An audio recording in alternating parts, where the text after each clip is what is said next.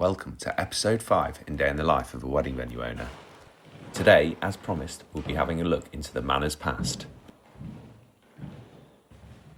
With it being the first week of March, we have had Karina and her team in to start getting the garden ready for the season ahead.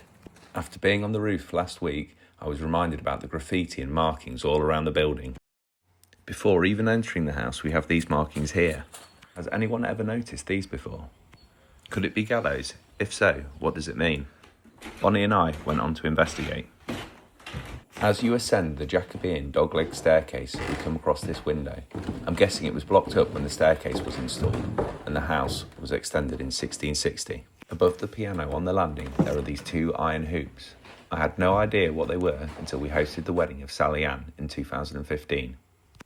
She grew up here and lived in the house until my parents bought it in 1983. She told me that her father, Bert Palin, had put up the swing there, and her sister Nanette used to play on it when they were younger. It was amazing to listen to their stories and how different the village and the house were when they were growing up. It's fascinating to think that those little hoops held such a story, and that to 99% of people they would go unnoticed. When editing this, Amy reminded me about the time we put a swing up for Frank off the meat hooks in the snug. I had completely forgotten about this. This video is from March 2022. Back on the roof there are so many markings to look at.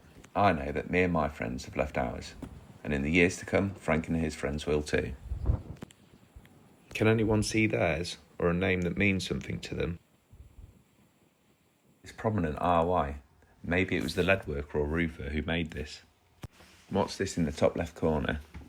Maybe a date, company's logo, or signature?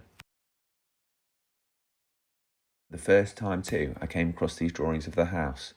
They looked like they'd been done by a child. I can't remember doing them, and neither can my brothers. Maybe it was Sally Ann and Nanette. Moving up to our back staircase, we see the same RY with the date 1824.